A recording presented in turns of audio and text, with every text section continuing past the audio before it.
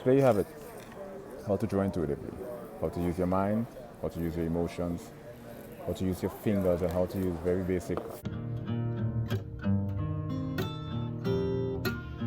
going to shrink this down. So we're going to get the bottom. So if I'm looking at a list of reminders here, so you want to draw that, and you want to get it from here too. hit the little flag right here. Actually, you want to get a little, And yeah, we'll like a put a curvature. flag on that reminder.